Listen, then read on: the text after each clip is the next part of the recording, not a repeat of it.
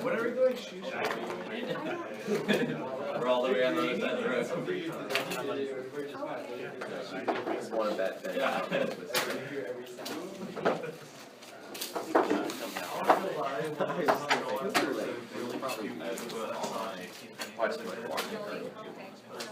don't think it's ever been through before.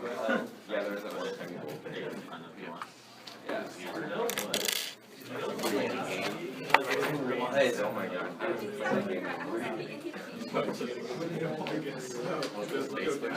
was Game of Thrones. And then I realized how hard it is to get a drink. I log in every once in a while. I like money for my face. It has max skills. Because I have like 100,000 gold. I'm not never going to maybe more than no rush.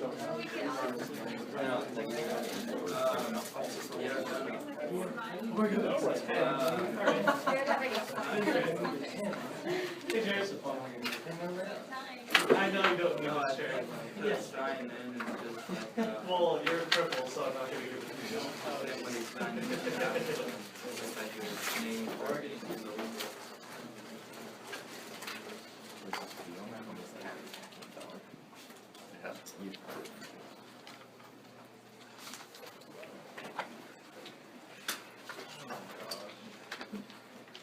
I'm going to make myself look good.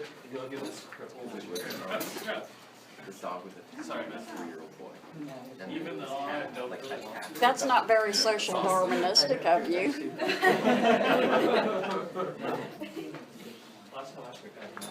Why did you do that? Can we go to play Santa Claus?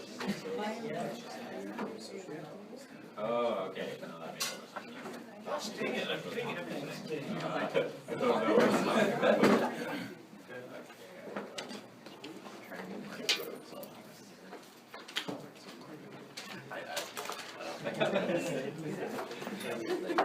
I'm slowly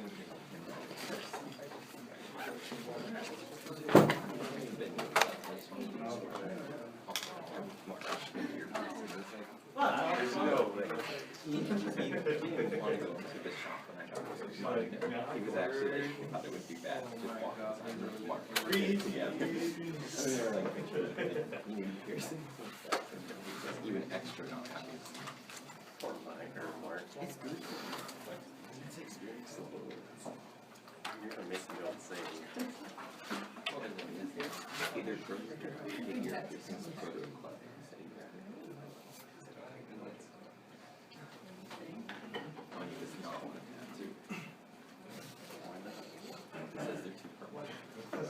It's like, yeah, it's kind of the same.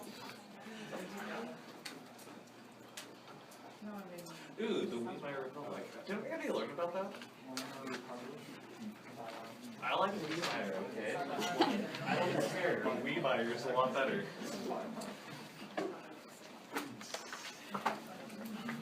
You're just jealous because I can't pronounce stuff right.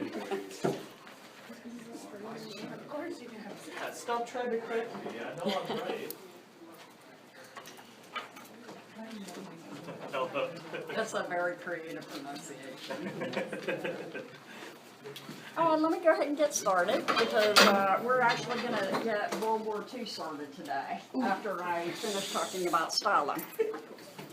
I had told you about collectivization and then a famine which resulted in the countryside. Also with 5-year plans, there were constant problems with shortages of consumer goods and poor quality consumer goods. Stalin had absolute total power in the Soviet Union, and he would normally have gotten the blame for those problems, but he deflected blame by saying it was Trotsky, who was no longer in the country by this time, that was causing all the problems. Now, if Trotsky's not in the country, the problem is how could he be to blame? Well, what Stalin's government told Russians through government-controlled propaganda was that Trotsky had agents throughout the Soviet Union.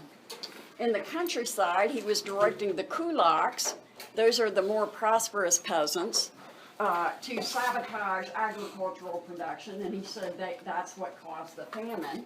And he said when it came to the cities, there were wreckers in the factories sabotaging industrialization and production, and he was trying to say that's why there are shortages of consumer items, and when you can find consumer items, that they are poor quality. So wreckers was the term they used for people in the cities.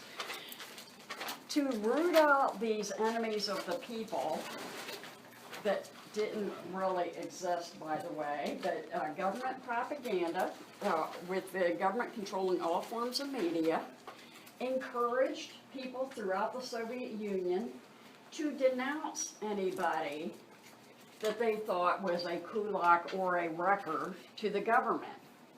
And in the mid-30s, this led to something that's usually referred to as the, quote, Great Terror. Great Terror. And if you remember back when I was talking about the French Revolution, I know it seems like a long time ago now. It was back when the weather was still cold. So, but there was a period called the Terror in the French Revolution in which you could be sent to the guillotine for bizarre things like having a pack of cards that had nobles and kings and queens in them, and grumbling about various types of things, price caps and things like that, and other things like that.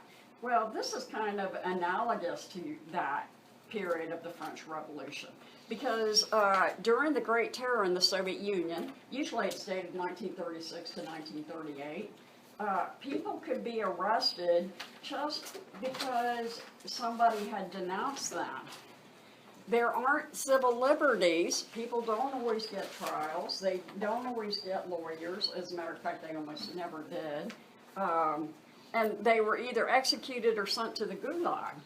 Some Soviet citizens that were making denunciations just didn't like the person they were denouncing. Let me give an example and then I'll... Yeah, that's what I'm... Oh, okay. Yeah, people could be denounced that really hadn't done anything at all, because the charge was, if you even got a trial, quote, counter-revolutionary activity that summed up kulaks who were wrecking agricultural production thought to be, and wreckers thought to be sabotaging industrial production. The general charge was counter-revolutionary activity. And somebody could denounce you, and you haven't done anything at all. It just might be an ex who's angry at you because you have a new boyfriend or girlfriend, or it could be an instructor who's annoyed at a student who has their phone out, or well, of course they didn't have mobile phones in this time period. Just an instructor that's annoyed with the student for whatever reason, or a student that's annoyed with an instructor because they think their tests are too hard, or they don't like their lectures, or it could be a neighbor who doesn't like somebody else because they have a noisy dog, or it could be a neighbor that just doesn't like their apartment and they're hoping to get yours. And so if you are cold-blooded enough to denounce somebody knowing that they're going to the Gulag, now how much Soviet citizens knew about the nature of the Gulag, the poor clothing and shelter and all that, is I'm unclear about that. I think it's unclear how much they knew about those conditions, or that the person would be executed. So, but they knew that the people were arrested and they disappeared.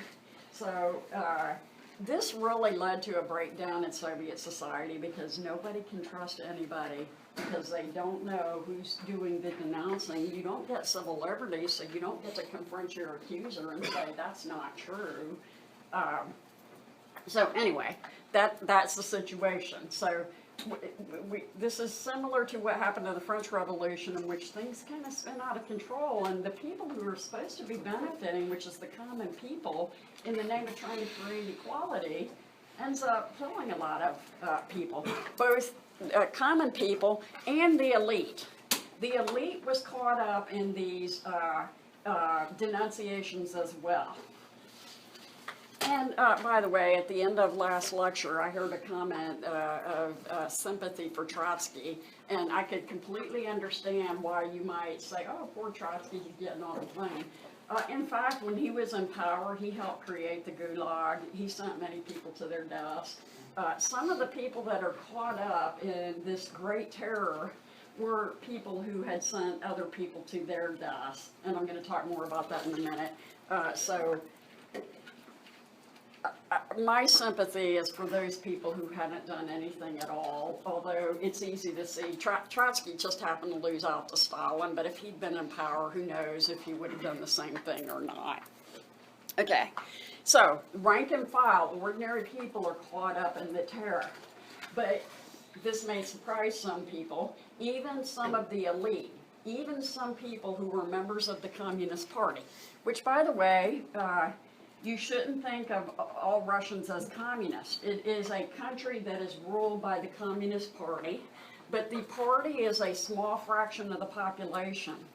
10% at most of Soviet citizens were actually members of the party itself. So if you're a member of the party, you got special privileges because supposedly your job is real important. You're helping, trying to move from socialism to communism and perfect equality. It's only a small percentage of the population that is part of that group. 10% at most. I think that's actually a high estimate.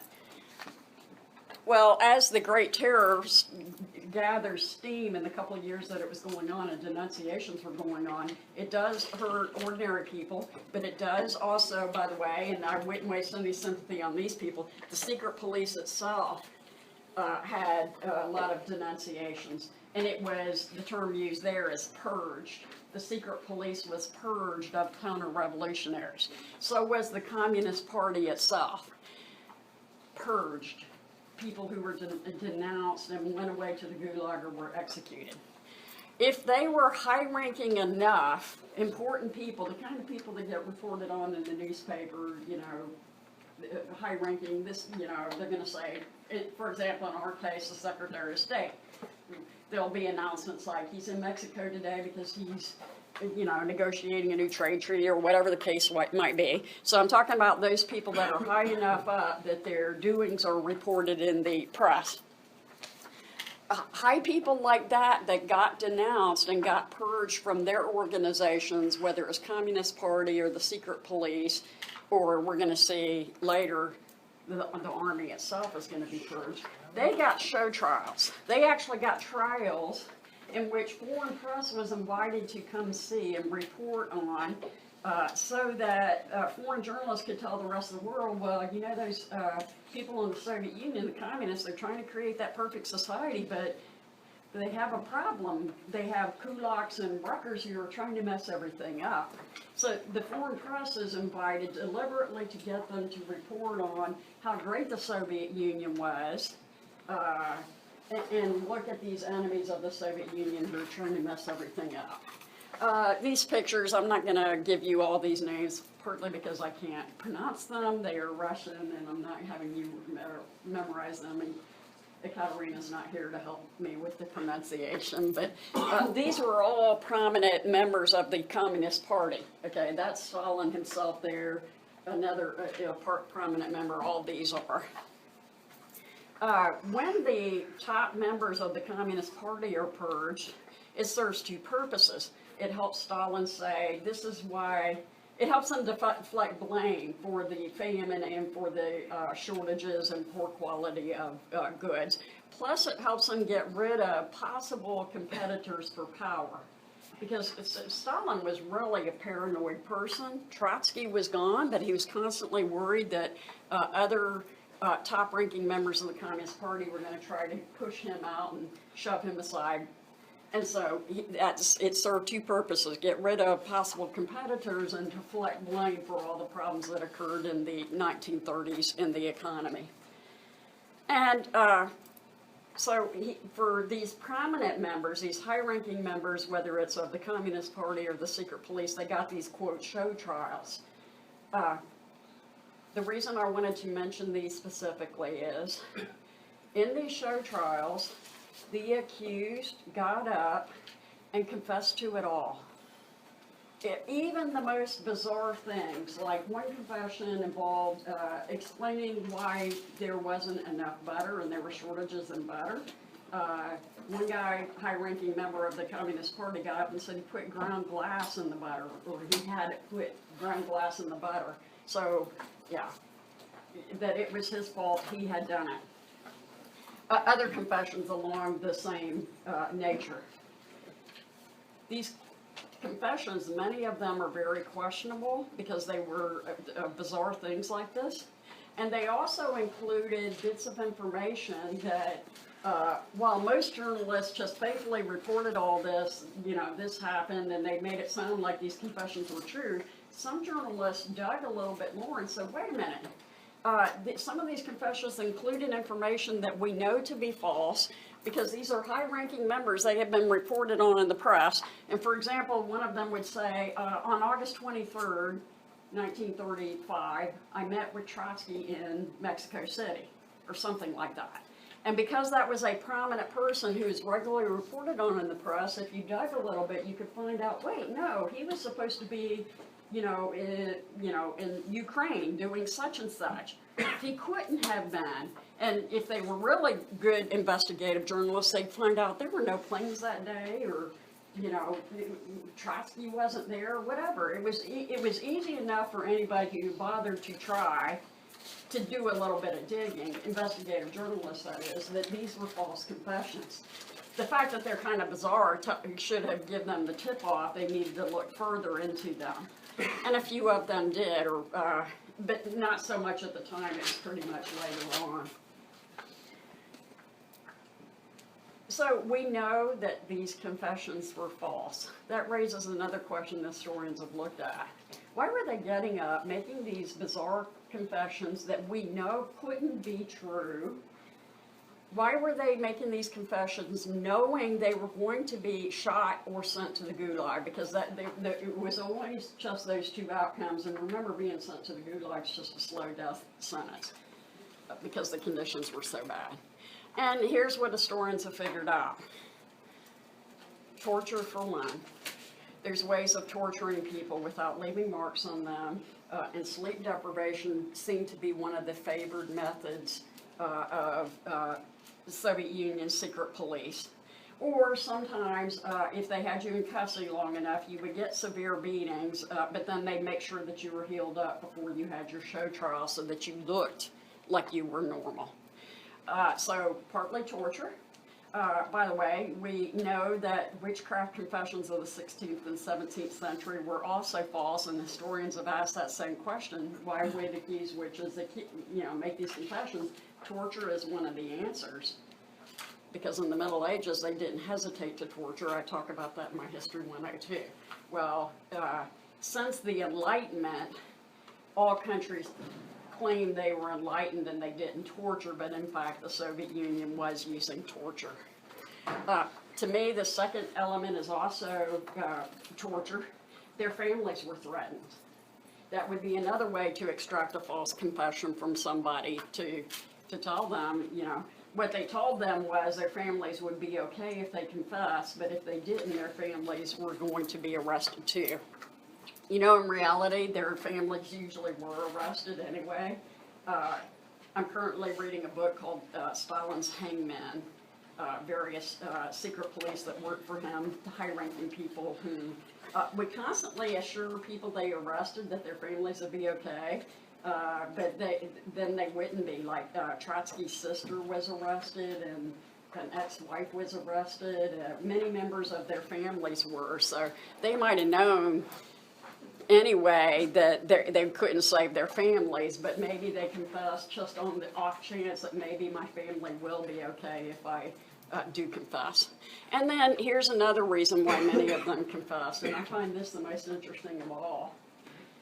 These are all top-ranking members of the Communist Party who had, please put your phone away, who had all been involved in the Bolshevik Revolution and the Civil War. And the Civil War, I told you, is when Gulag was created and a lot of people were executed. It was very brutal. And many of them have been involved in brutality during collectivization and have been involved in kulaks being arrested and even in wreckers being arrested. Now they're arrested. And some of them had done what they had done, had acted with brutality towards other Soviet citizens because they were true believers in Marxism, which I told you for some of its followers was like a religion. And they really believed, you know, these stages will follow one another. And they thought that the end justified the means. The end or the goal is communist economy in which everybody is economically equal. That's the salvation that they hope that they are moving towards. And so they had killed people and sent people to the gulag and done atrocious things. And some scholars say they couldn't, at this point, start questioning whether Marxism was correct. They believe that the party is always right. It has to be right. If the Communist Party wasn't always right, then they had killed people, sometimes some of them had killed thousands of people, for nothing. They couldn't bear psychologically to admit that Marxism might be wrong or the Communist Party was wrong. And if you read George Orwell's 1984, you'll see a constant discussion in there of how the party could never be wrong. It couldn't be wrong for them because then, well, their religion, it's like losing their religion. It would be losing their religion. And it would bring on tremendous guilt to realize they killed people for nothing. And so scholars say that's a third reason that played into why many of them made confessions that we know to be false, that are proven to be false. And after they made their confessions, they were executed or sent to gulag. I think most of the prominent ones were actually executed immediately. This included members of the Communist Party itself and of the secret police. And then, beginning 1937 to 38, the Red Army itself was purged. That is the military. Many of its highest-ranking officers were purged in the late 30s, 37 to 38. Most of them executed, some of them sent to gulag. But the top leadership of the Red Army was wiped out.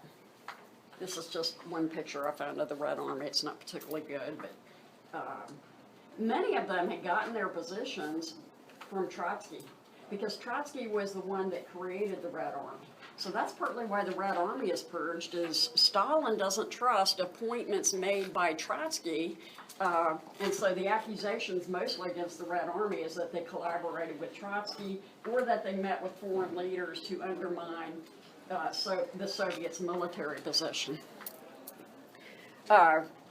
Some of them went and confessed because some of them weren't like the true believers in the Marxism. They weren't like Communist Party members. They were military guys.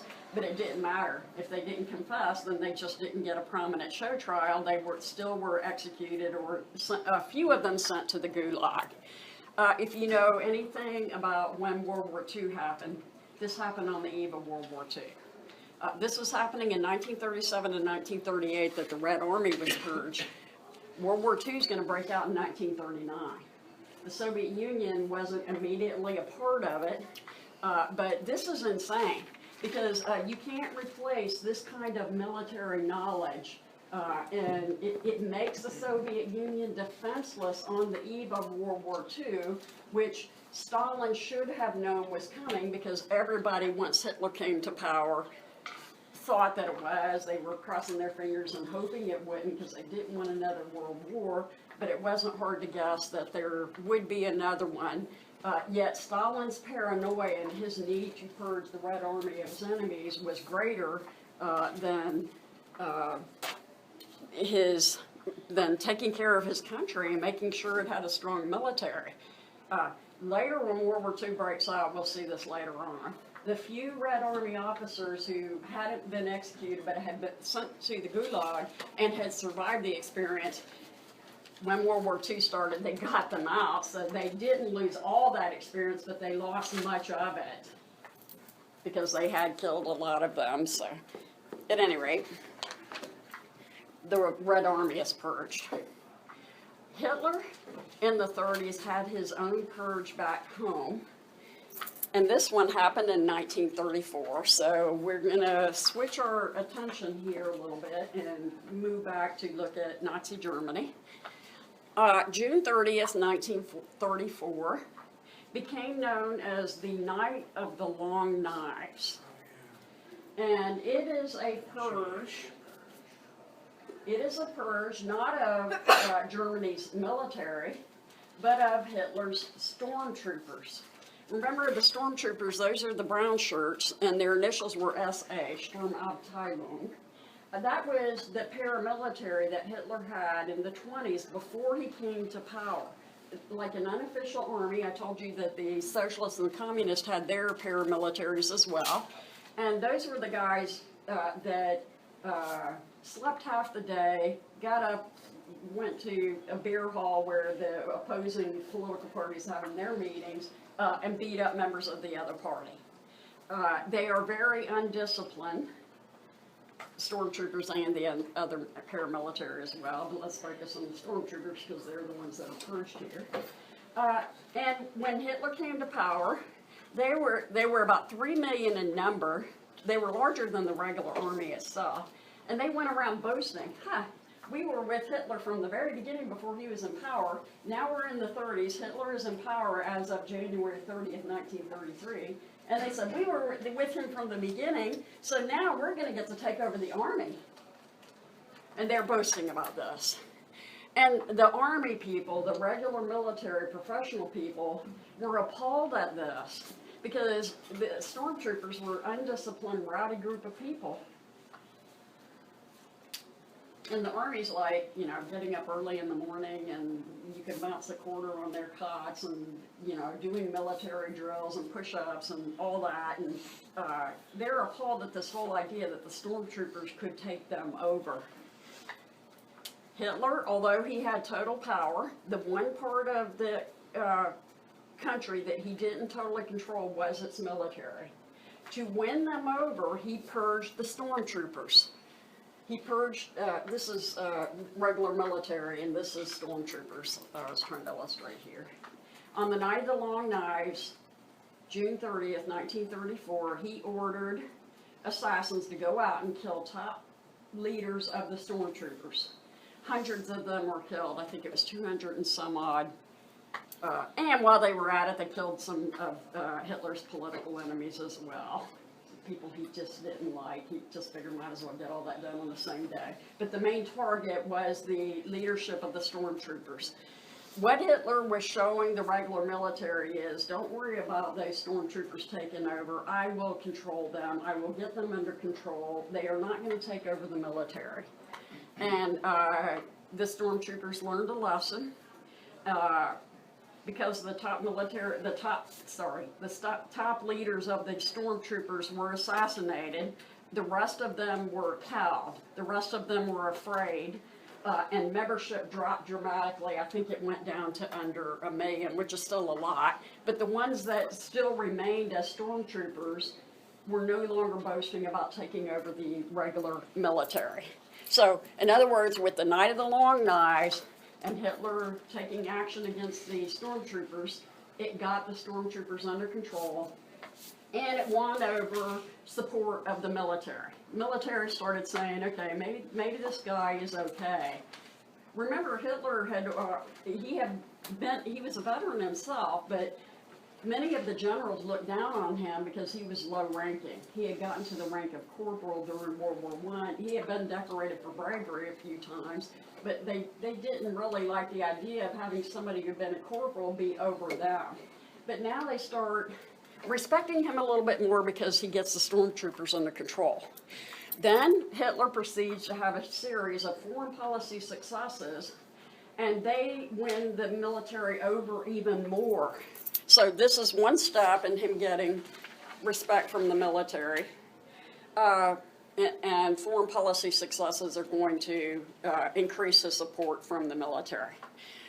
One thing that, about foreign policy that Hitler just got lucky about, it wasn't something he specifically did, but when he became chancellor, Germany wasn't being required to make reparation payments. when the Great Depression broke out, they were suspended in 1930.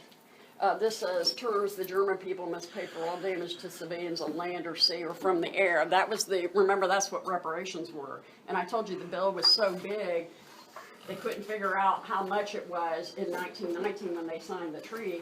Later, they figured out a payment plan that would have gone all the way to 1988. And remember, it had been a problem throughout the 1920s. But with the Great Depression, Britain and France and Belgium and the U.S., which wasn't getting reparations but was part of the talks, they all realized, hey, the Germans aren't making excuses. They really can't make reparation payments.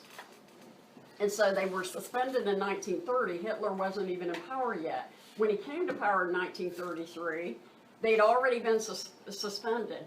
It turns out they are never renewed. They're never brought back up because there's going to be another war.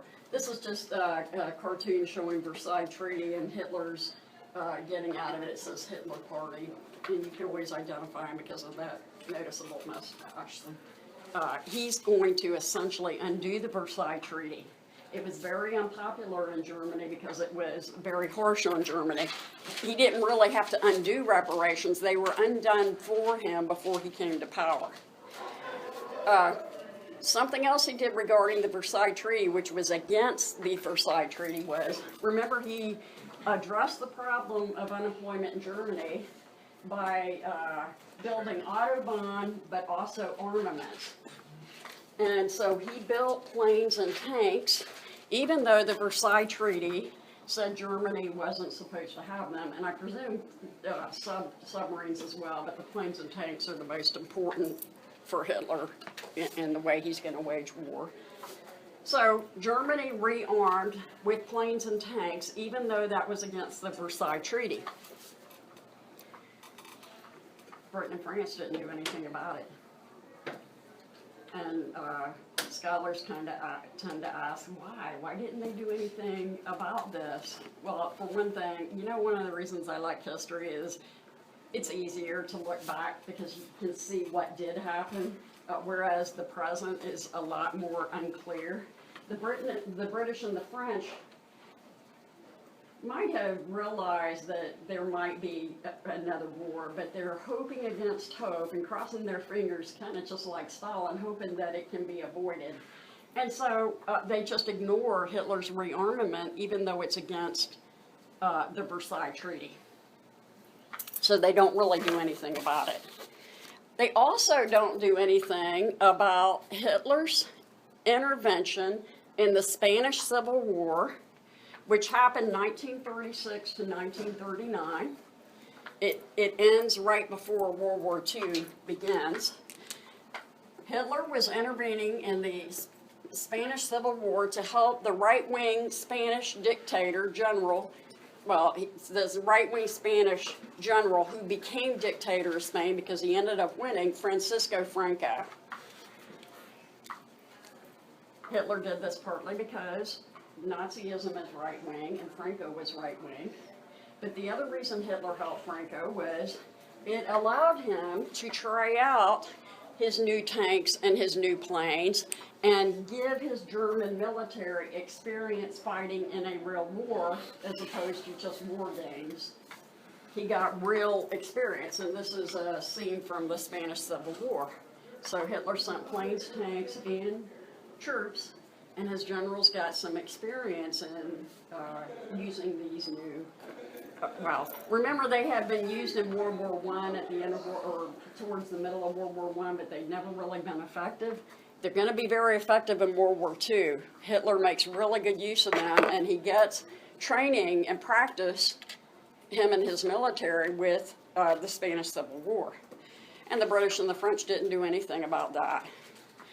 The British and the French also didn't do anything about when Hitler remilitarized the Rhineland. You saw this map back when I was talking about the Versailles Treaty. This area in orange, there's a river called the Rhine, and it's called the Rhineland. And according to the terms of the Treaty of Versailles, Germany did not lose it, but Germany could not put any of its own troops there. It would be as if Canada and the U.S. got in a war, and Canada won, and forbade us from putting, if you need to shut the door, that's fine.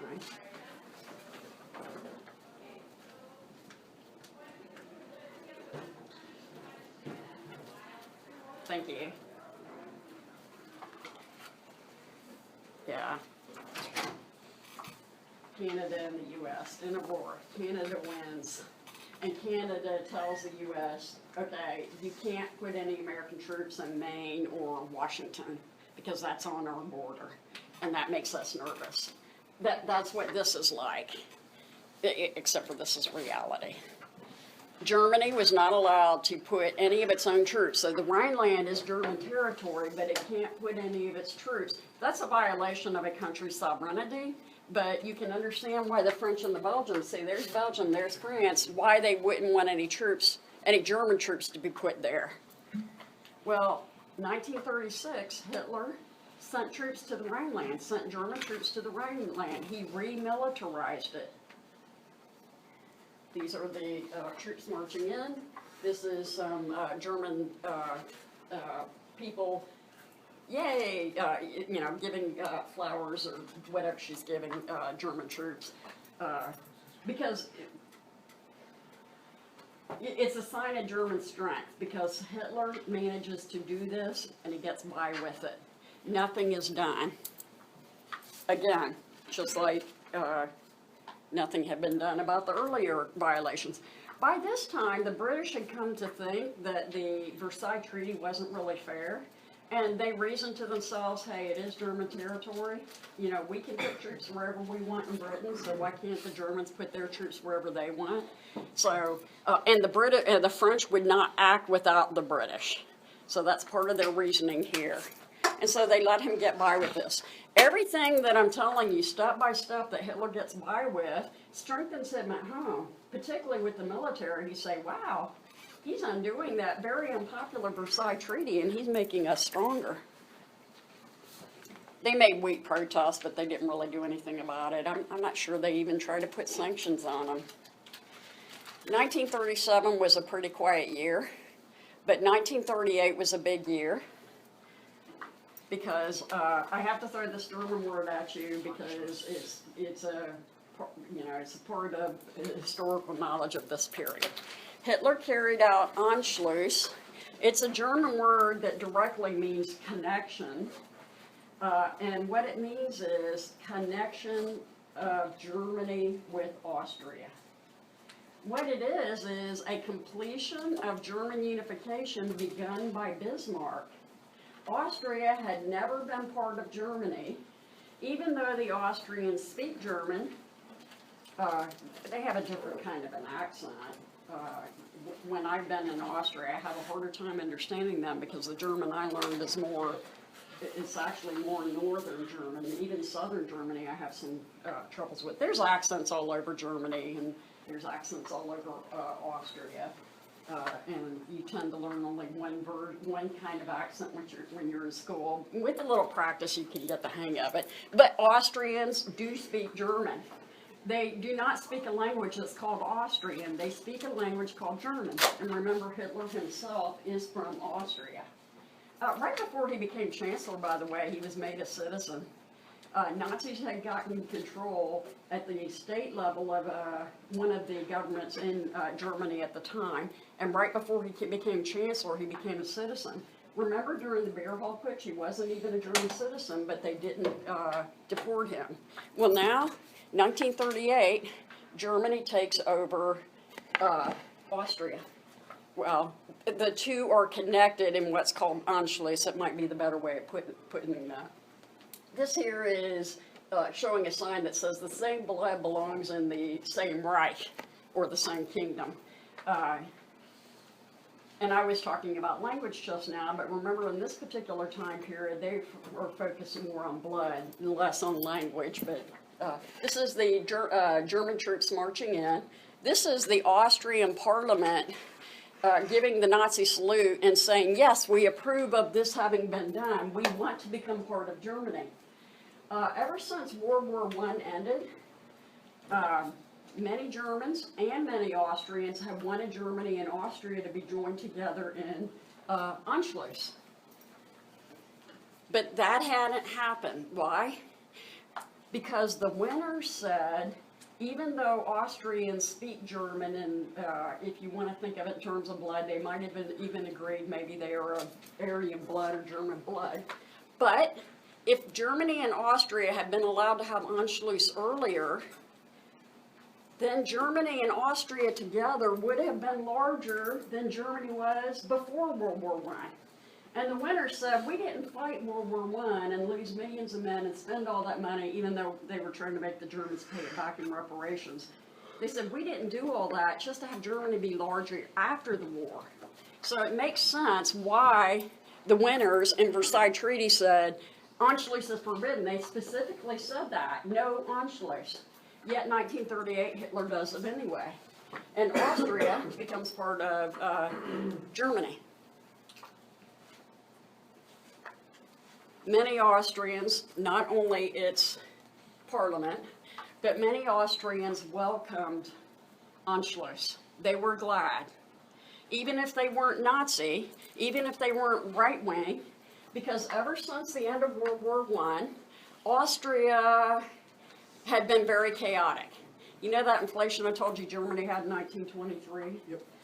Austria had bad inflation almost the whole time, not quite that bad, but Austria never made sense economically. This map here you saw when I finished World War I, all that area that's in the red lines had been part of the Austrian Empire. Wow. When Austria lost its non-German parts, remember it had been the Austro-Hungarian Empire, it didn't make sense economically because for centuries its economy had been linked with all of these other areas. Now that it was independent, it just didn't make sense as a state all by itself. And so many Austrians were glad when Austria became part of Germany with Anschluss of 1938. One group of people in Austria that were not glad included this guy. Who is this? Freud. Yeah, this is Sigmund Freud. And why wouldn't Freud have liked this? He's Jewish. So Austria's Jews did not welcome Anschluss because they had already seen that in Germany there were, remember those Nuremberg laws, all those laws against Jews, restricting their activities in Germany. All of that was brought to Austria now that it becomes part of Germany with Anschluss. And as a matter of fact, Freud, although he's got cancer and he's dying by this time, his daughter convinced him that he had to leave Austria, that he couldn't stay because it was dangerous for a Jew to stay there. And so he did leave. He went to Britain. He was already dying of cancer and he died soon after. But many Jews don't get out. About a third of Austrian Jews managed to leave the country when the Nazis came in. The others were treated terribly. All those restrictions against Jews in Germany were now applied to Jews in Austria as well. Plus, the Nazis, which in Germany, they used humiliation and public ridicule to control people, did the same thing in Austria. And they did things that just to humiliate Jews, there was no need for it. This is a picture of Nazis forcing Jews who were of a particular kind of Jewish sect, so they had these really long beards. They dressed distinctively. You could tell that they are Jewish. The Nazis made them sweep streets. They're not worried about keeping the streets clean. They're just trying to publicly humiliate them. And they had Jews, men and women both, take buckets of water and scrub steps of buildings, not because they needed to be clean, but just to humiliate them. Here we have a Nazi soldier cutting a Jewish man's beard for no reason, just to humiliate him. And here, I think in this picture, you can just see how, I mean, this Nazi soldier here is having fun doing this. He's kind of grinning about, he's making these two Jewish men give the Nazi salute, knowing that because they're Jewish, they wouldn't like the Nazis, so he's humiliating them by making them give the Nazi salute. So Jews in Austria now have lots of problems like Jews in Germany do as well. Jews back in Germany have even more problems in 1938, besides the restrictions I already told you about. In November of 1938, November 9th, don't worry about the specific day, but it's one night in November of 1938, Kristallnacht, which has been translated as Night of the Broken Glass, Night of the Broken Glass, occurs. What this is, it's a government-sponsored, it's in Germany, it's a government-sponsored program of violence against the Jews. It's not the government itself going out and beating up or destroying Jewish businesses and synagogues and homes or hurting Jewish people. It's the government encouraging other Germans to do that and letting them know that if they engaged in violence against Jews, they wouldn't be punished for it. Because normally beating up other people, even if they're Jews, would be considered, you could get in trouble for that, you could go to jail for that. But the government, remember that's what a pogrom is. I used that word before, and I know I did in relation to Russia, but it's a word that can be used for any country. It's when the government sponsors violence against a group of people. I think it's always used in relation to violence against Jewish people. So Kristallnacht, or Night of the Broken Glass, is the German government encouraging German people to beat up or kill Jews and attack their businesses. This was a Jewish business. Burn their synagogues, and many did. 7,500 Jewish shops were destroyed, so you get to say thousands of Jewish shops. About 1,000 synagogues, this is a synagogue here, was set on fire. About 200 of them burned completely to the ground. The ones that weren't burned completely to the ground were too close to non-Jewish buildings, so those fires were put out because they didn't want non-Jewish buildings to burn as well. But hundreds of Jews were injured, they were beat up, and almost 100 were actually killed. And this is all by Germans acting on the knowledge that the government let them know they wouldn't be punished if they did these things. The reason it's happening, by the way, is the German ambassador in France had been assassinated by a Jew. And that was the excuse the German government gave for Kristallnacht, for Night of the Broken Glass. But some scholars say that the Germans were just waiting for an excuse to move against the Jews even more than they already had. Soon after this, Jews get more restrictions placed on them, both in Germany and now in Austria as well. It's at this point, okay, this is adding to the Nuremberg laws. At this point, Jews who still had their businesses lost them, so remaining Jewish property was confiscated. The remaining Jewish children that were in non-Jewish schools were kicked out of those schools. And there were lots of little nitpicky rules, like Jews couldn't drive, and Jewish children, or adults for that matter, couldn't buy ice cream. I think I threw that out when I was talking about the Nuremberg laws. It's at this point that happens. Stuff it's really senseless. It's just to raise pressure on the Jews. And this picture is in here because thousands more were rounded up and sent to concentration camps, Buchenwald or Sachsenhausen or Dachau, or any of the other concentration camps that were set up. Before this, many Jews had already fled Germany. Remember, they had to go through the Office of Jewish Immigration, headed by Eichmann. Even more try to leave now. But remember, they all have the problem of finding a country that will take them. Okay, Hitler now turns his attention to an area of Czechoslovakia called the Sudetenland. The Sudetenland had been given to Czechoslovakia at the end of World War I. Czechoslovakia was a new nation created out of the Austro-Hungarian Empire. It's made up of Slavs, Czechs in the western part, Slovaks in the eastern part of it, made into one country, Czechoslovakia. But Czechoslovakia lacked natural borders and defenses and couldn't really protect itself. So the winners at Versailles said that this part of Czechoslovakia, this part called the Sudetenland, even though it was majority Germans that lived there, Germany didn't get to keep it, or Austria didn't get to keep it, Czechoslovakia got it. To make Czechoslovakia a viable state, it had gotten the Sudetenland at the end of World War I. Even though a majority of Germans lived there, and even though the winners said, we stand for self-determination and Germans should live in Germany, they made an exception here, and they took some Germans away from Germany and made them live under the Czech government.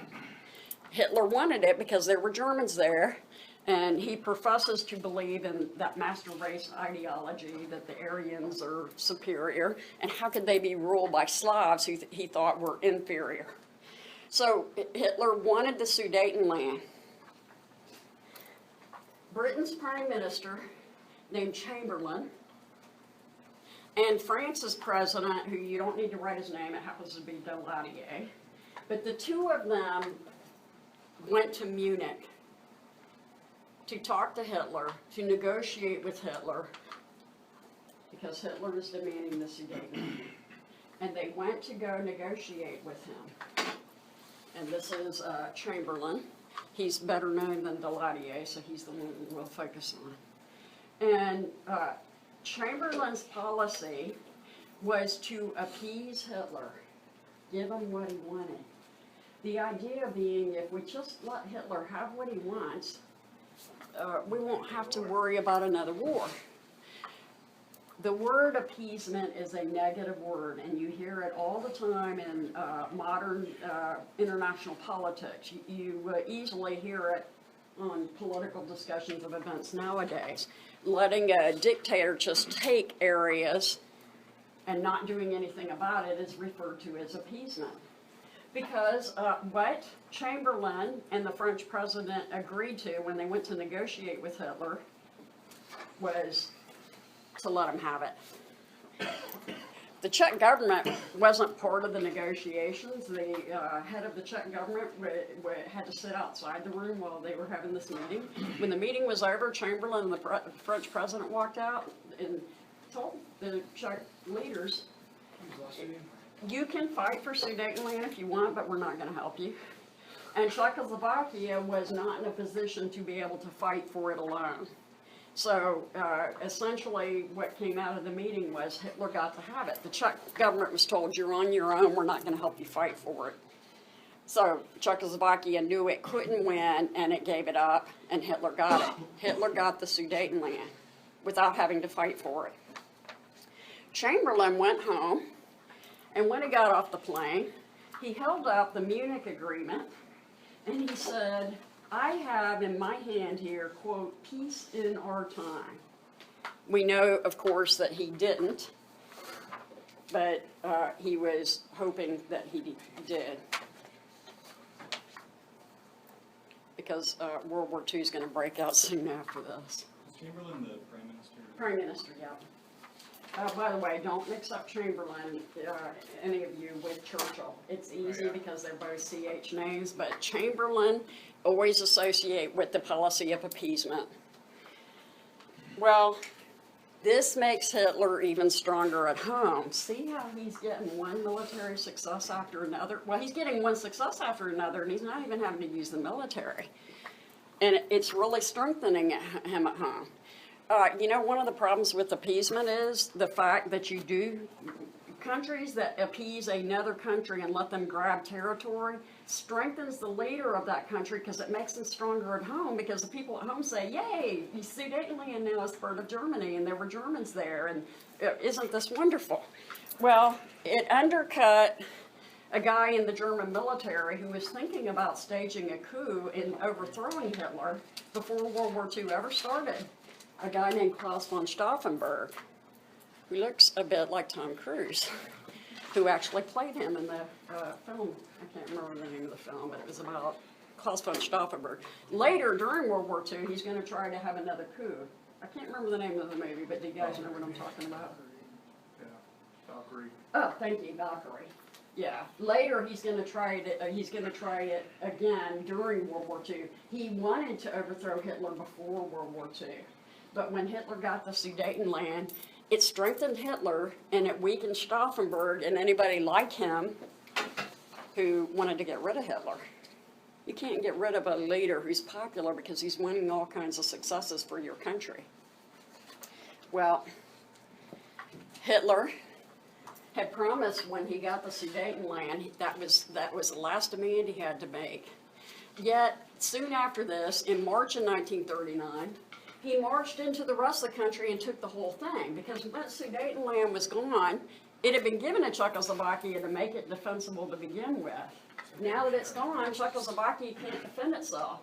And by the way, the reason the Nazi troops the German troops went into Czechoslovakia and took the whole thing is because Slovaks asked them to. Slovaks and Czechs are both Slavs. And remember, there used to be that talk before World War I about Slavic brotherhood. If we speak Slavic languages, we're all brothers and such. Well, it turns out brothers argue a lot amongst themselves. Slovaks are like they're Slavs and so are Czechs, but Slovaks felt like the Czechs were pushing them around and taking advantage of them.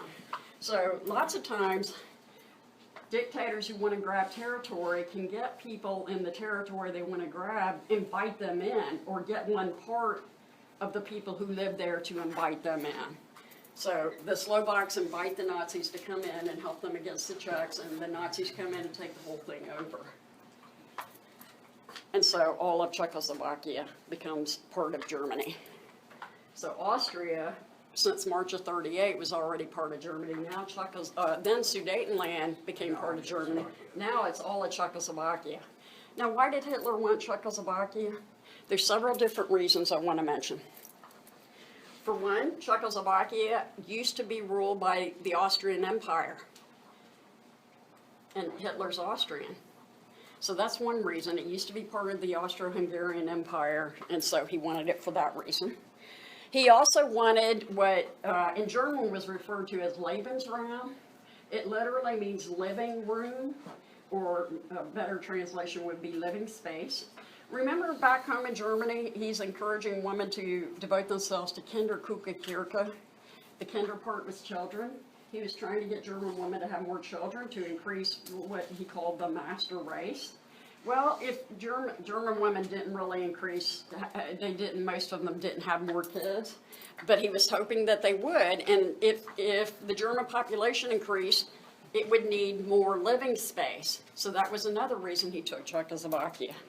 Another reason he took it was he thought, although he needed industrialization to produce the planes and tanks and things he needed to fight wars, all countries do, part of his ideology was it's healthier to live in the countryside and be a milkmaid and have healthy country air.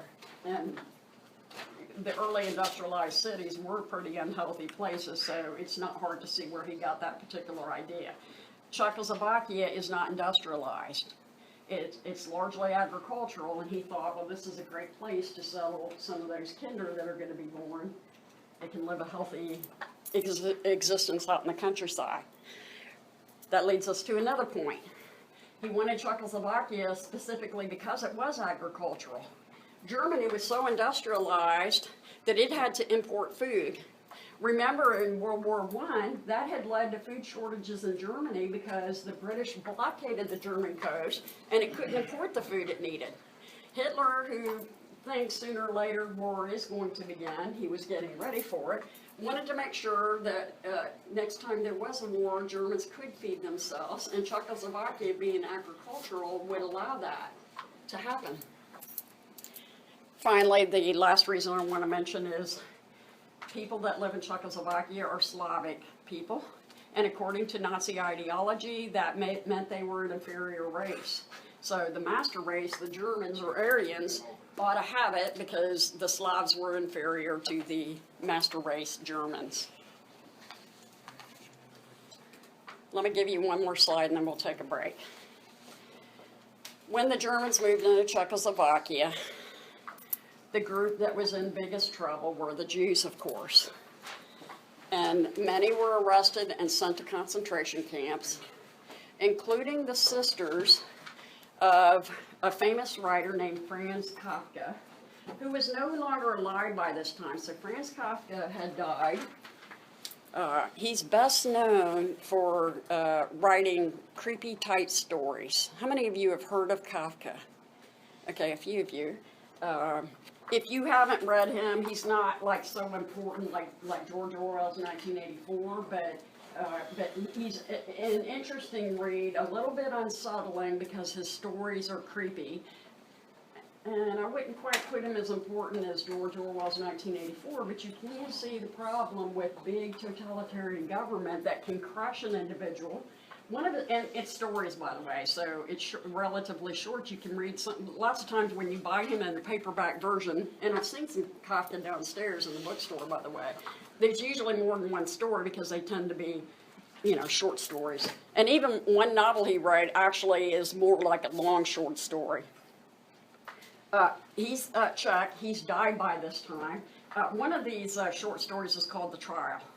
And in The Trial, it's kind of creepy because this person's been arrested, but they're totally confused and they don't understand why they've been arrested and they don't have any consciousness of guilt. Yet at the end of the short story, most of the short story is about their insecurity and wondering, what am I doing here, and their puzzlement and confusion. And then at the end of the story, I think in that story they're executed. And that's a story called The Trial. And you know what? Kafka didn't live to see the Holocaust, but that's what happened in the Holocaust, is the Jews never had a consciousness of guilt of any sort. They really didn't know why they were being rounded up and sent to these camps, and then horrible things happened to them, and then they're killed. So Kafka, of course, couldn't know that his nightmare story was actually going to become a reality for including his sisters. These are his three sisters in earlier, happier times before Hitler. I love looking at pictures once the age of photography begins. These poor women have no idea what kind of hell is going to happen to them later in life. This is Kafka when he's younger. They're rounded up and they're sent to concentration camps. All three of his sisters ended up dying in them. Another story of Kafka's, and this is the one that's actually, often you can find this in a volume by itself, but it's like a long short story. It's called Metamorphosis. And in Metamorphosis, that's the one I would recommend reading if you get a chance. The main character wakes up one day, and he's an Ungeziefer. Ungeziefer, the reason I threw the German at you here is, this is the word that Hitler used quite often when he referred to Jews. And it can be translated as a vermin or pest. It's like when I was talking about Stalin's Soviet Union, and I said that kulaks and people who were arrested in the countryside, many of them believed the propaganda that the vermin or the parasites in that case, they weren't really people. It was okay to arrest them and haul them away because they weren't really people. Using a word like this allows Hitler to dehumanize Jews. It's a propaganda way of trying to get people to not look at Jews as human beings, but vermin. Vermin is something to be exterminated. And in German, that's what Hitler talks about. That's what the Nazis talk about. When they're talking about the Jews, they don't talk about killing them. That you kill a person, you exterminate vermin. So I just thought this was kind of interesting that Kafka has the story, Metamorphosis. Character wakes up one day and he's an Ungeziefer. He's a vermin. Okay, when I first read this, I lived in the South. Roaches are a problem down there. I've had people up here tell me they've seen them up here. I've never seen one up here. If you have roaches up here, they aren't the hardy survival type that lives in the South, okay? I can't stand commercials for pest control where they show them because it's like, I left that behind a long time ago. I hate that. So when I read this, I pictured him as a big roach, which actually, though, I read later on, Kafka never tells you if he wakes up and he's human-sized, but like a big, what I thought of as a roach, or if he's a small size. But I pictured him when I read it as being like this big roach. So I guess up here, now I will tell you one thing we have more of up here, and that's spiders. I had to learn the spider thing, but between spiders and roaches, I'll take spiders any day. Because they want to run away from you. They won't run across your foot if they can help it. So anyway, sorry, I'm not meaning to curse you out right before lunchtime. So you know what? This story is really creepy because he doesn't know why he's an Ungeziefer. And he doesn't know how he can go back to being human. And he's like worried, how do I go to work? And what if my parents see me? And there is later on a scene in which his mom does accidentally see him, and she is freaked out and she screams. So, and the story ends, and he doesn't know. It's the same thing like with the trial. He doesn't know why this is happening, and he doesn't know how to make it stop. And I don't know, some scholars have looked at these creepy type stories and they say it's almost like a premonition of the Holocaust. It's like hell starts for you and you have no idea why or how to stop it. So were his sisters just arrested or were they taken to concentration camps? Well, arrested and being rounded up are really the same thing. Because sometimes the Nazis, like an arrest kind of implies that you have a record and everything. Sometimes they rounded people up in mass numbers, and the Germans were really picky about trying to keep as detailed records as possible, but sometimes they didn't. So I'm not sure in their case. I know they all ended up in concentration camps and they all died. Okay. Well, here we are, 1939. Hitler got, what's he got so far? He got Austria, he got Sudetenland, he got all of Czechoslovakia. Guess what he looks at next? Actually Poland. He's still looking eastward. And the reason he's looking at Poland is because Poland used to be part of Germany and part of Austria-Hungary. And it's made up of Slavic people. And it's under-industrialized, so it's agriculture. For the same reasons he wanted Czechoslovakia, he wanted Poland as well. But he doesn't want to have to fight a two-front war, which was Germany's biggest problem in World War I, that it had to fight in the West and it had to fight in the East.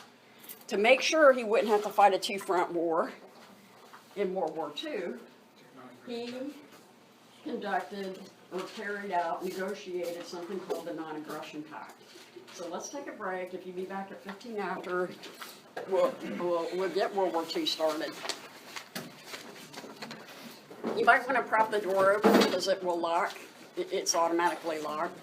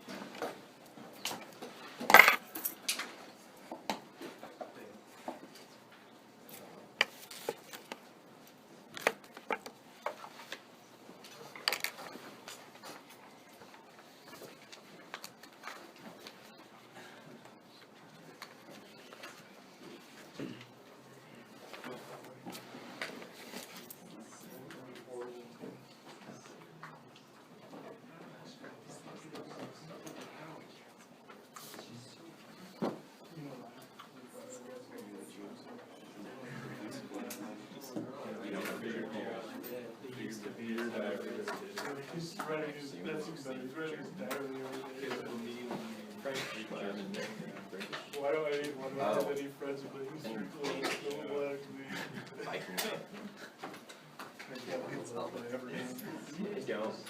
I should buy my grandma. She's from Canada and she's like full-blooded Danish. And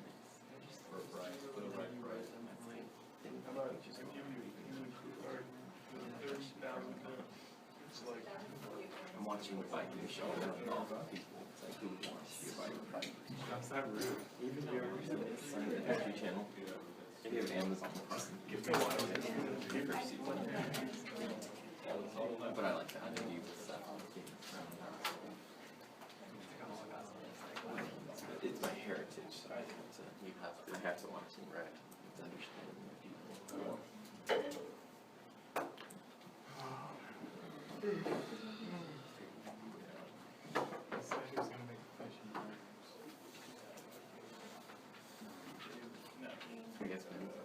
I guess not.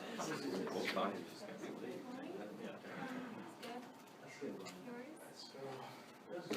It's just so rectangular.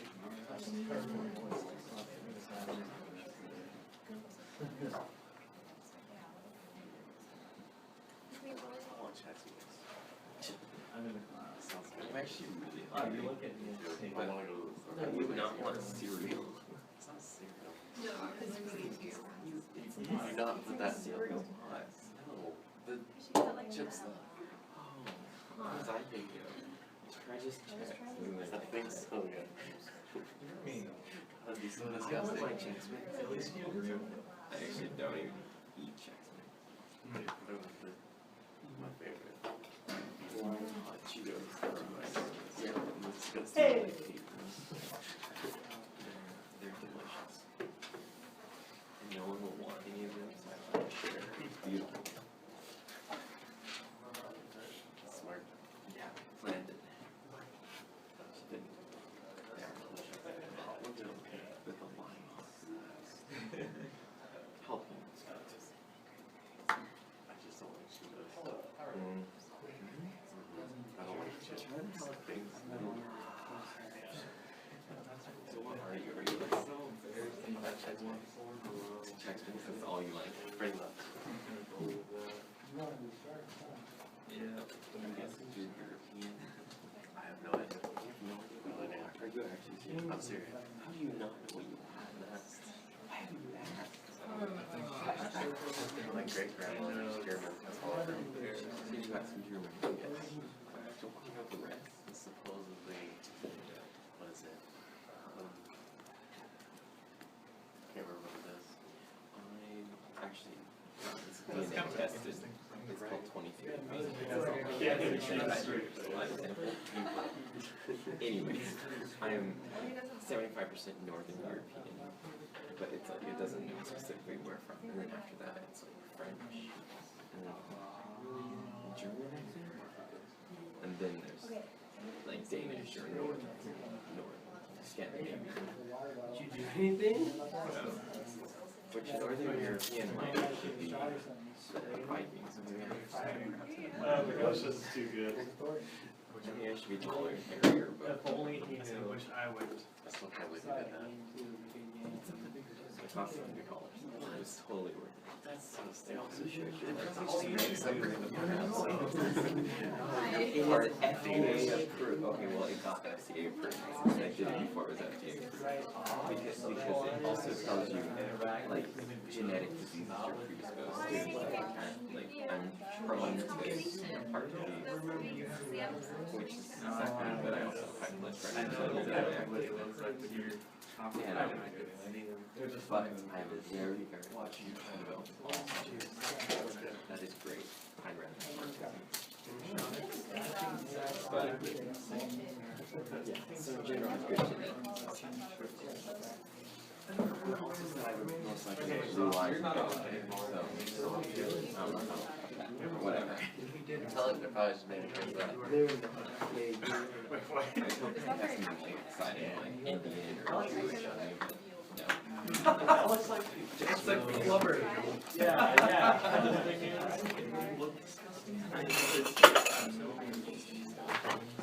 Is that the formal apple one? Very possible.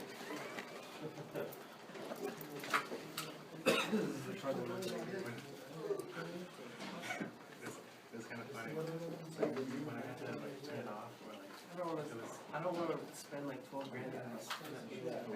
exhausted. So you took my advice. I turned it off. Yeah. So, 161,000 miles.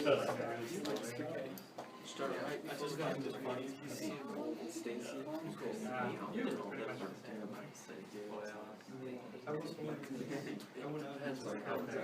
Because I was cold and has to be, has to a lot of meat. I like sausage. Oh, sausage is so disgusting. Brown and food, maybe that's what it is. I'm supposed to bring the sauce, and they're expecting me to bring some like crock pot base to it. Yes, and sausage. There you go. It's cold in here. I like it myself, sorry if you're cold. It's just, well, I wouldn't mind it, it's just this metal, like when I touch metal on my skin, like that's what gets me. You shouldn't have given your chair away. I know. So, I don't like it burnt. I felt like he needed it more. Yeah, that was nice of you. So. okay, just eat it raw. Right out of the bag. Dude, 44. turkey good now. Like, it has to be like taken bits. That kind of, some people eat bits, or no, like that. I get what you're saying. Apparently, Or what, vegetables. I do too. My grandma loves to burn cookies. All the grease out. She has one of the, Yeah, like, just or not a whatever, big and it, like, all the grease. I was like, grandma, I like the grease. Couldn't think going on with this class. That's way too many kids. It's way wet. It's an interesting class and has I just excited, like, notes that I actually like here. better. Things that I could apply later. Baby, it's better. Over the years, working on my lectures, I've gotten better and better at putting a lot of information in my earliest years. I had a lot of information, but I wasn't as efficient. So, yeah, I mean, that is one of the disadvantages to missing one of my classes is you come back and I'm on a different topic. I thought she was a lot of information. Yeah. I get the whole screw you. You don't have like classes on Tuesdays though. As soon as I get it, I'm gonna take it. Yeah, so shout out class. And that sucks. Wrong shot, fine. 24 hours. You trying to get me to like pressure? Well, no, it's not bad. It's just, it's fun. I just hate. Where do you start? Just about. Feels weird having Like you play sports and that. feels very weird. Correction. What is that? There's 3 years out of it. There's zero teamwork for that. Got there, right? Got there, right? So you don't fall. You're welcome.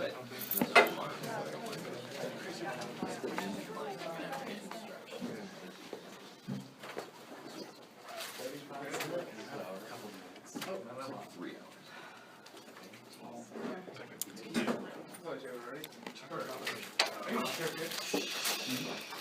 Okay, let's get started with the second half. In August of 1939, Hitler of Germany and Stalin of the Soviet Union signed the Non-Aggression Pact, agreeing that they would not attack one another. And this pact or treaty astonished the world.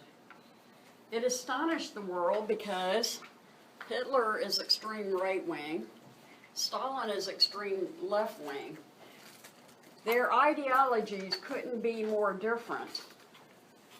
And equality is one of the main ways in which they're very different. Is theoretically the communists want to bring about equality, whereas the right-wing Nazis believe in racial inequality in particular, but other areas as well. There are differences between the two.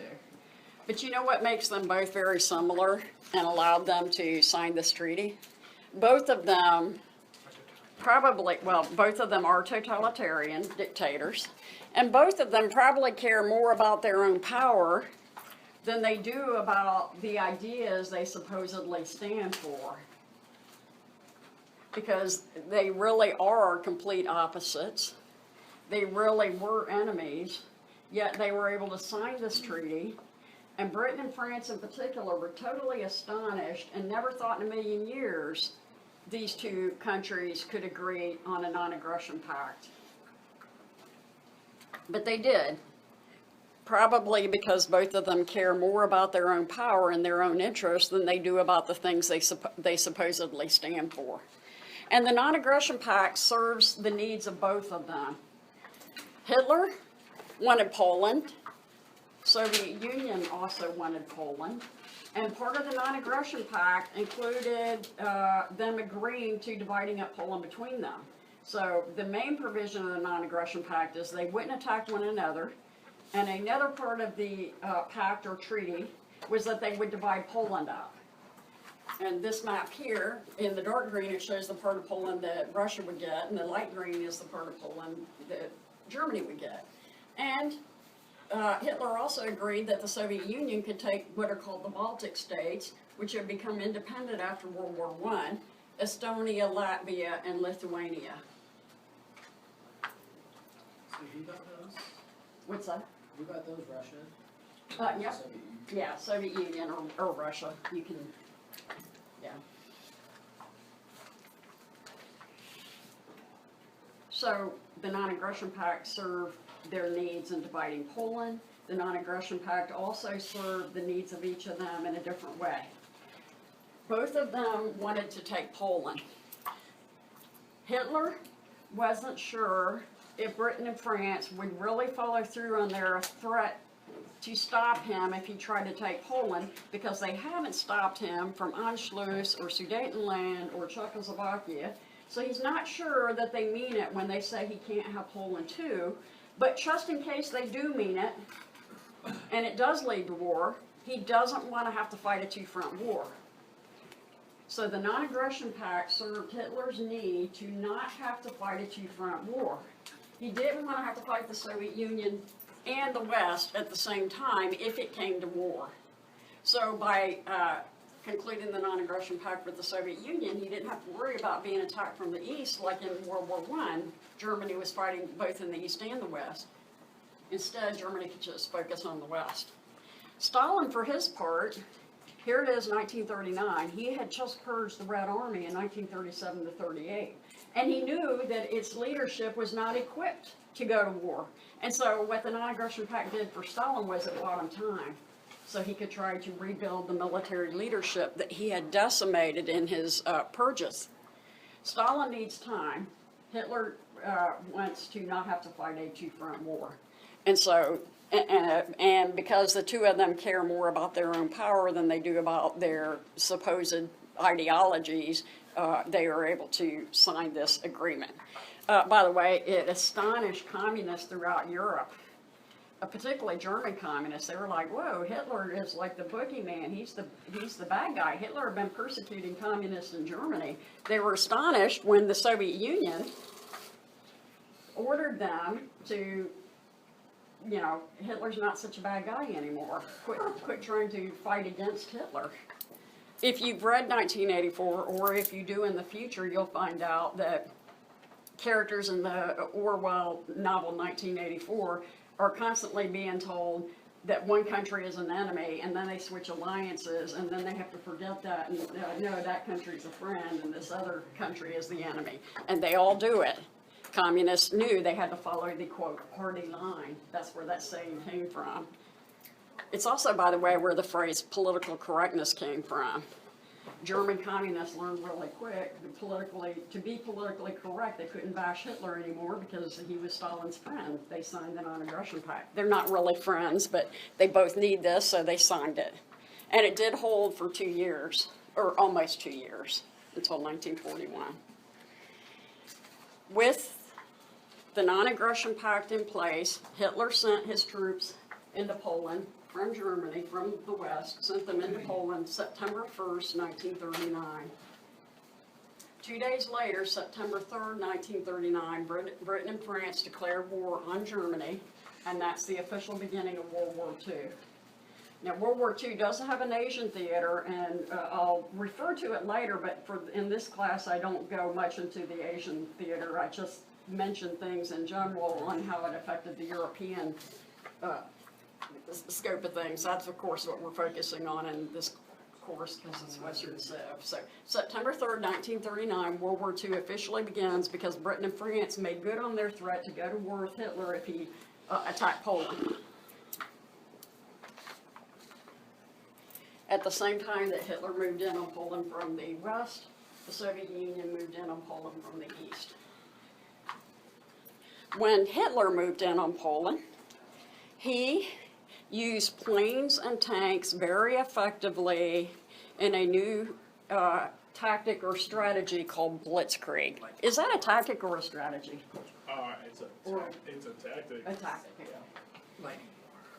Yeah, literally it means lightning war. Blitz means lightning, Krieg means war. And here's what it involved. The planes were sent in first to bomb Poland heavily from the air. Their targets were things like railroad stations and railroad tracks with the hope of messing the Poles up and keeping them from being able to move troops or supplies around, so hitting at their infrastructure, and also bombing whatever military facilities the Poles had. Those were the targets of the planes when they bombed. Then after the planes had bombed and made it difficult for the Poles to coordinate their resistance, then the German tanks were sent in. And Poland is a flat country, so Blitzkrieg worked really well in Poland. This blue and green part together are the German part. The pinkish part is going to be the Soviet part. Blitzkrieg turned out being really effective, and Hitler's going to use it over and over and over again. And although Britain and France had declared war on September 3rd, Blitzkrieg allowed the Germans to defeat Poland by the end of September, and the Brits and the French couldn't do anything to save Poland. You can't see it by this map, but you know Britain and France are over here in the west. They don't have a border with Poland, so they couldn't jump right in and help Poland. And Blitzkrieg's so effective, by the end of September, Hitler has conquered Poland. And it didn't help that Poland had to worry about being attacked from two sides, both west and east, because the Soviet troops moved in from the east. When the Soviet troops moved in, okay, both the Germans and the Soviet Union are going to be really brutal to the Poles. When the Soviets moved into their part of Poland, they wanted to make sure that there would be no resistance.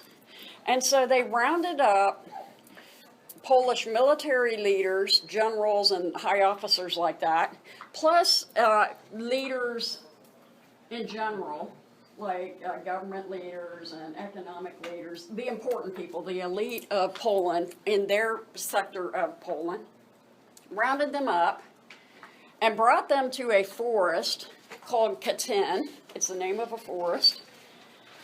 And they executed them. And it was tens of thousands, 20,000. The Soviets were trying to make sure there wouldn't be any resistance amongst the Poles in their sector, so they did away with the elite. But the natural leaders who would normally have led any kind of resistance are wiped out. These are just some pictures that we have of of course this is mass graves. And we're going to see this repeatedly in World War II. There's numerous atrocities, as you probably know. It's even worse. World War I's a lot of suffering in its own way, but World War II seems to be accompanied by a lot of atrocities that we didn't really see in World War I. A few years later, the Germans are going to find these mass graves. But the Russians, after World War II, blamed the Katyn massacres on the Germans. And they got by with that lie all the way until the Soviet Union started falling apart in 1991. 1989 to 1991, somewhere in that, the Soviets finally admitted that they were the ones that did this. But they got by with blaming it on the Germans because the Nazis are going to commit a lot of atrocities on their own. But in this case, Katyn is a Russian atrocity. If you were to read a textbook that was written before 1989, it would tell you that the Nazis carried out the Katyn massacres. So from the end of World War II for decades. Of course, I don't know if those books are still around anymore, but... So if the Soviets carried out these massacres, weren't they... This one. Weren't they more on the right side of Poland? So wouldn't we automatically think that it was the Soviets instead of the Germans? Or... Well, okay, we're not there yet, but in 1941, the Germans are going to end up attacking the Soviet Union, and the Germans end up taking over this part of Poland, too. When they do... It's all possible they could die that. later instead of earlier. Later, the Germans are going to take over all of Poland, including Katyn. When they do, they find these graves, and they say, the Russians did this. But the Russians, after World War II, said, no, we didn't, the Germans did it. So... it was the Russians that did it, that did Katyn. The Germans did carry out a lot of atrocities themselves and were very brutal. On the German half of Poland, Jews were rounded up and sent to either concentration camps or to ghettos. Ghettos were parts of cities that were reserved just for Jews, and it was as bad as being in a concentration camp.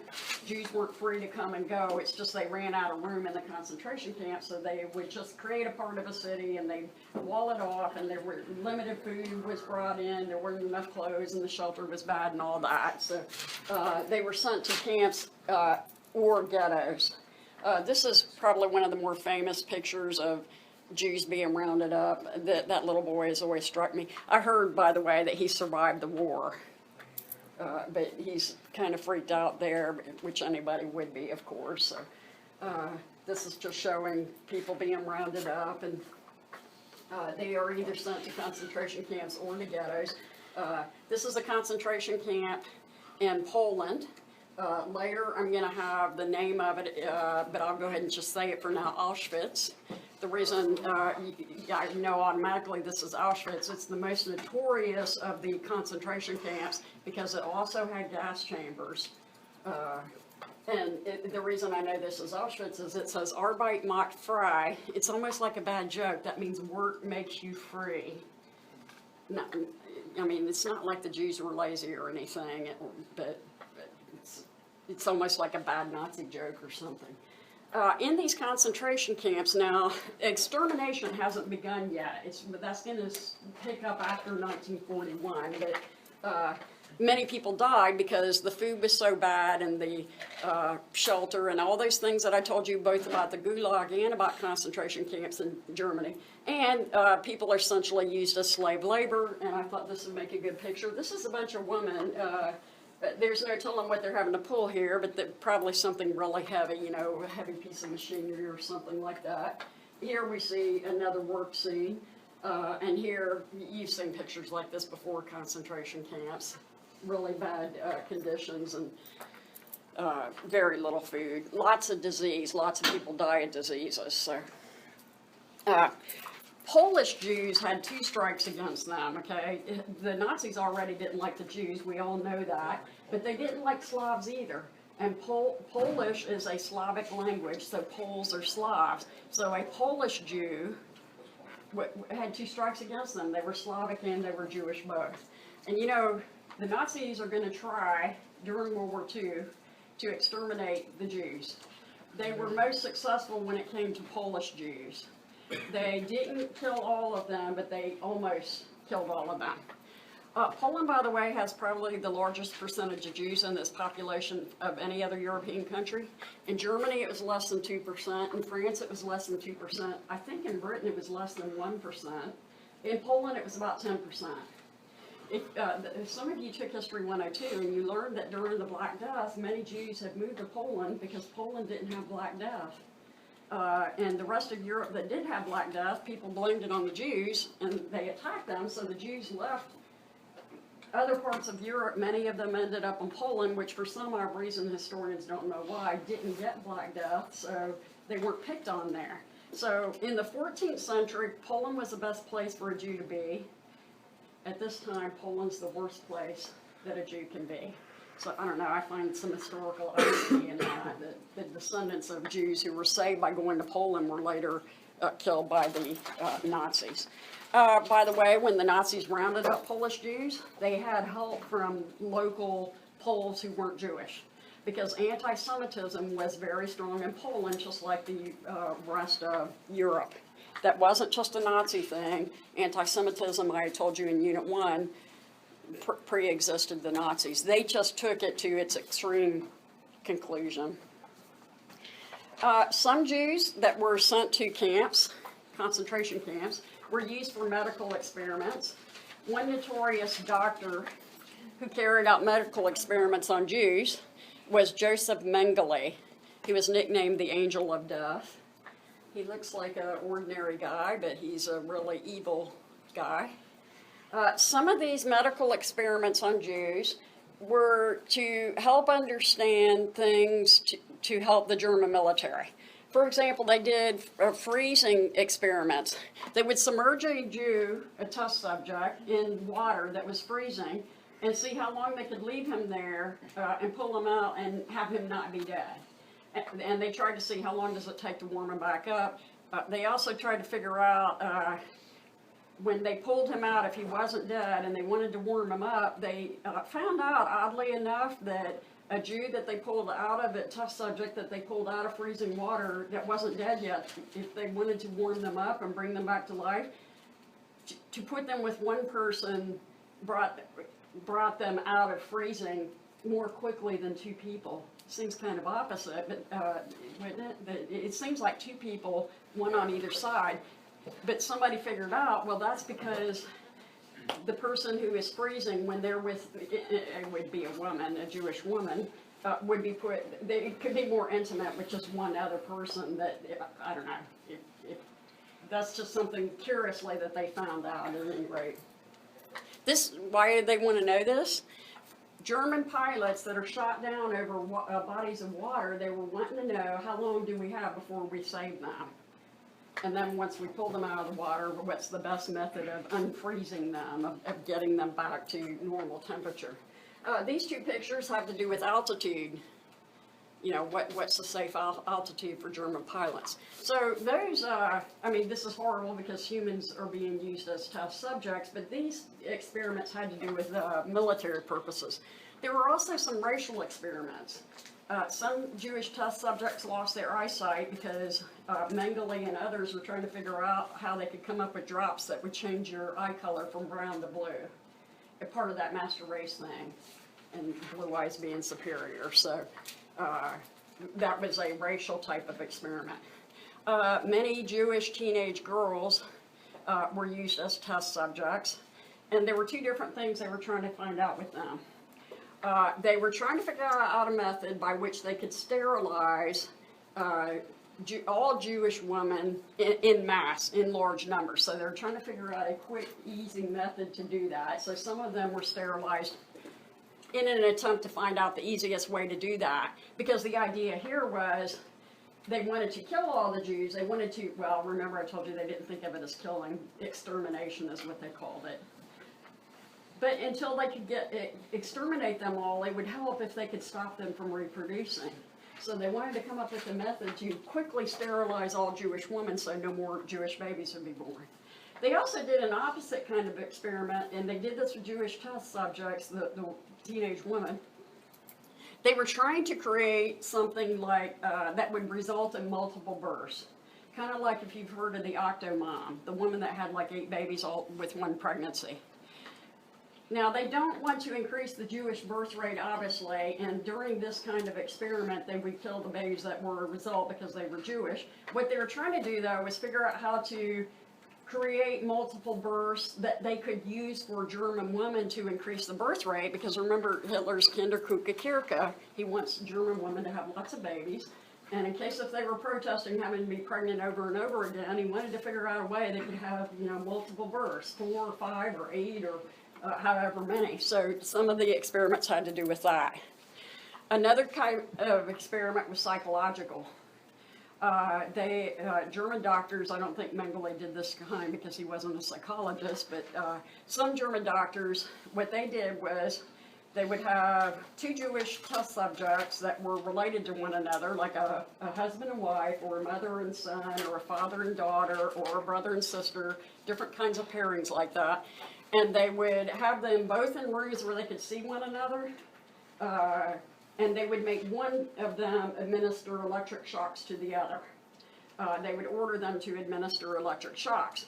And progressively the shocks would get greater and greater, and they were trying to see what were the limits of totalitarianism. At what point do you get, would the government give an order that people would not follow? They were trying to see how strong are family bonds and how can we get around that. So they were trying to figure out how to increase totalitarianism. What are the limits of government authority? So horrible things like this were going on in these concentration camps. I will get back to the subject of the concentration camps, particularly the gas chambers, when we get to 1941. That's a couple of years in the future from this point. At this point, what's happening in Poland is Jews are being rounded up by the Nazis in their part of Poland. Poland altogether had about 3 million Jews. 2 million of them were in the the German part, the part of Poland that Germany got, and they were rounded up. which was also going on in all the places that the Nazis had taken over. Okay, but right now, to stay chronological, I want to switch back to the war itself. By the end of September, Poland was defeated. And the British and the French couldn't save it because they didn't have any kind of border with Britain, France, and Poland. They didn't have a border, so they couldn't really help them. So what happens after Poland is defeated? Pretty much nothing for several months. A period referred to as, quote, the phony war begins late 1939 until spring of 1940, in which nothing really much is happening. There isn't specific fighting going on. But in spring of 1940, Hitler then turned his attention not directly to Britain or France, but to Scandinavia. Germany's down here. Scandinavia are the countries of Norway, Sweden, Denmark, and Finland. And he was focused on Denmark, Norway, and Sweden. Hitler was, and the Soviet Union had been fighting Finland, was fighting Finland. So Norway, Sweden, and Denmark. Hitler turns his attention to Scandinavia in spring of 1940. Why Scandinavia? Because the British, here's Great Britain, seemed to be preparing to send troops to Norway in anticipation of attacking Germany from the north, that way. So that was one reason, worrying about, Hitler wanted to cut off the British from getting a foothold in Norway, which wasn't in the war, but it is now because Hitler declares war on Norway and Denmark. Well, it has to declare war on Denmark because Denmark, to get to Norway, he has to go through Denmark. So Hitler in spring of 1940 attacks Denmark, which, by the way, before it was defeated, Hitler again used blitzkrieg tactics which were very successful. The Danish government did something that was unusual. Before it lost, before it had to surrender, it managed to get all its Jews away to safety. It rounded them all up, but in this case for a good purpose, to save them from the Nazis. I'm not sure where they sent them, but they got them away to safety. So I'm sure Denmark had some anti-Semitism, but they cared enough. They didn't want their Jews to be killed, and it was obvious what Hitler was doing to other Jews. Hitler defeats Denmark pretty quickly, and he goes on to Norway and defeats it quickly too, using blitzkrieg tactics. The reason he was interested in Scandinavia was Sweden had iron ore. Germany got iron ore, or just iron, from Sweden. Sweden was not attacked.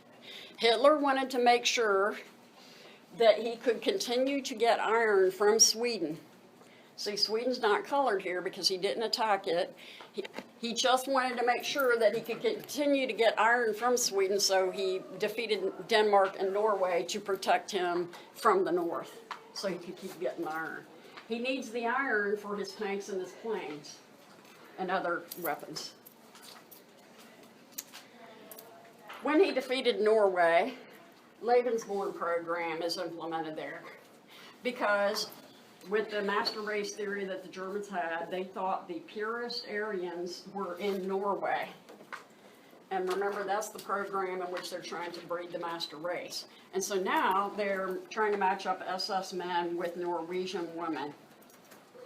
And there were some babies born as a result. I think total, I'm not real good with numbers. I think I told you about 8,000 babies were born, and the 8,000 included the ones from the Norwegian unions. Okay, now Hitler has control. Sweden's saying, we're going to be neutral, don't worry about us, we'll keep selling you iron. And he's got control to the north here. Now, he turned his attention to the west. And he turns his attention, France is his ultimate goal. France thought it was safe. France, by the way, the French and the British, I mean, there have been some scholars that remark on this. Why are they just sitting there waiting? Why are they not taking the offensive here? Well, some scholars say, well, remember, they were into appeasement. They really, really, really didn't want World War II to begin. That's why they had adopted that policy of appeasement. Now that it has begun, their heart is not in it. And the French partly felt secure because between World War I and World War II, they had built something called the Maginot Line. The Maginot Line is like underground defense fortifications. This is what it would look from one vision from the outside. Here's another vision. You can barely see it. On the inside, there's observation posts and machine guns, and here it says casemate. I'm not sure exactly what that is, but it's a defense installation. And it's all along the border between France and Germany. And the French thought that they were safe because they were behind the Maginot Line, that if the Germans tried to attack them, they could just put into operation those defense fortifications and that would stop the Germans. It ends up not working because the Germans didn't attack France on the French and German border. They hadn't in World War I either. In World War II, not only Belgium was attacked, but so was Luxembourg, Belgium, Netherlands, and Luxembourg. Sometimes the Low Countries are referred to as Benelux. That's Belgium, Netherlands, and Luxembourg. Germany attacks all three. In World War I, it was only Belgium. This time, it's all three. And the Maginot Line was only on the French and German border. It wasn't on the border between Germany and the Benelux countries. So in other words, the Germans just went around the Maginot Line. The French wanted to believe that they were safe because they had the Maginot Line, but it ended up not helping them because the Germans just go around it. In May of 1940, see how quick things are working? It was in April of 1940 that Scandinavia was attacked. Now it's just a month later, and Hitler is ready to move on to the Low Countries. And by this time, British troops had come into the Low Countries. So Benelux, Belgium, Netherlands, and Luxembourg, they don't have very big militaries, but some British troops had come over across the English Channel by this time, but the Nazis are able to attack them using blitzkrieg tactics, and the British ended up having to evacuate all the soldiers that they had in the Low Countries, and they did so at a place called Dunkirk. And they put a positive spin on it for the media, and the British made it sound like this is a great victory.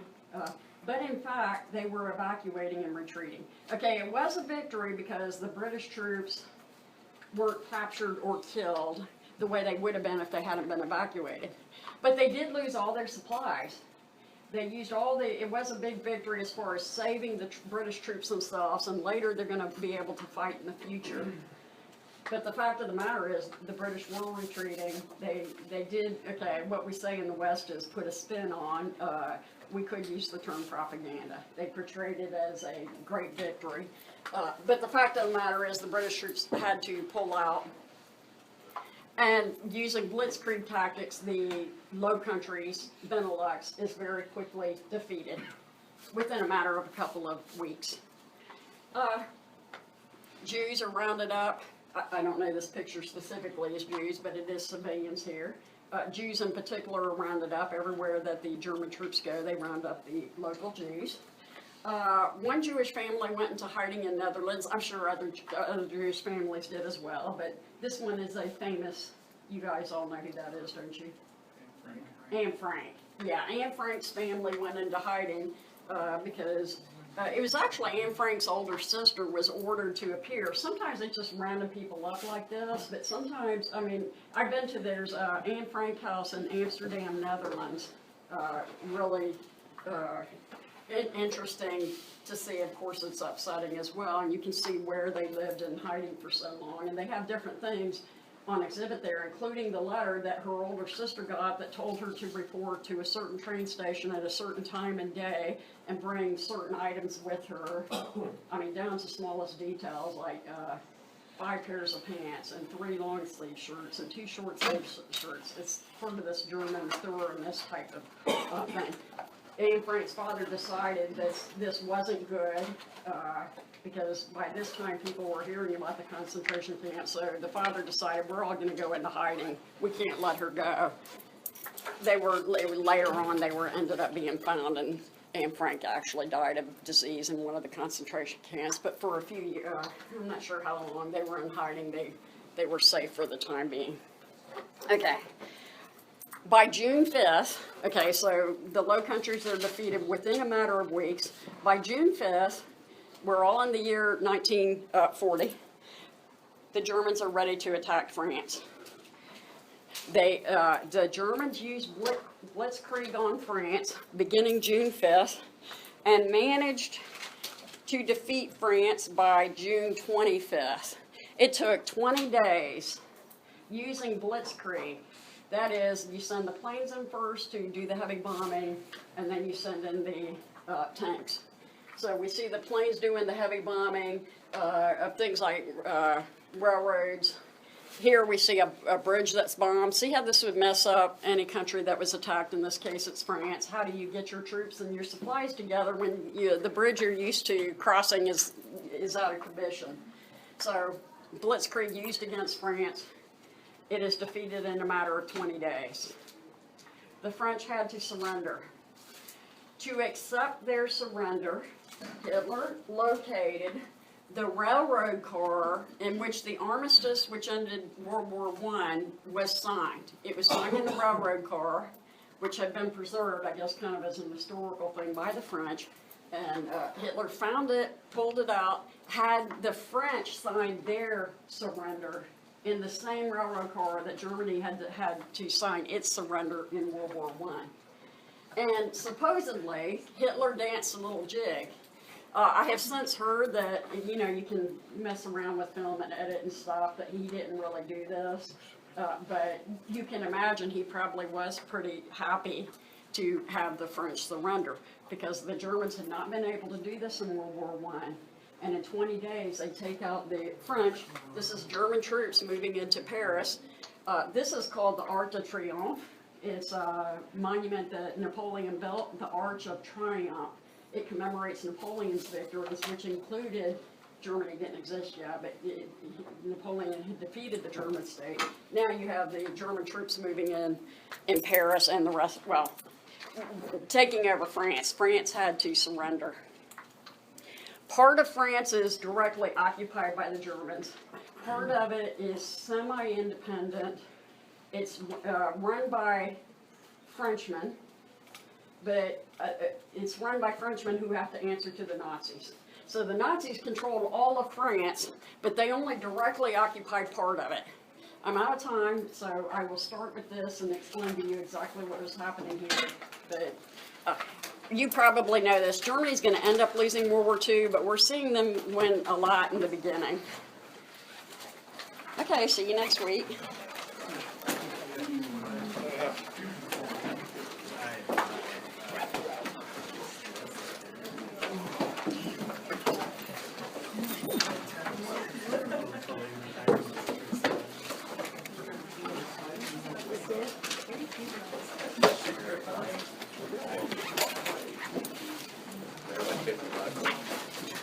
Mom got cookies in there.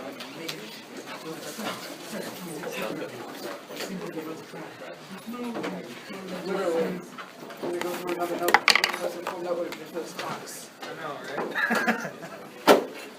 I'm almost done on mine. I need to get new one.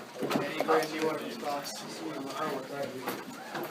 If I'd been smart, I would have taken 2 notebooks from the start. One for the first half, one for the second half. Make it more organized.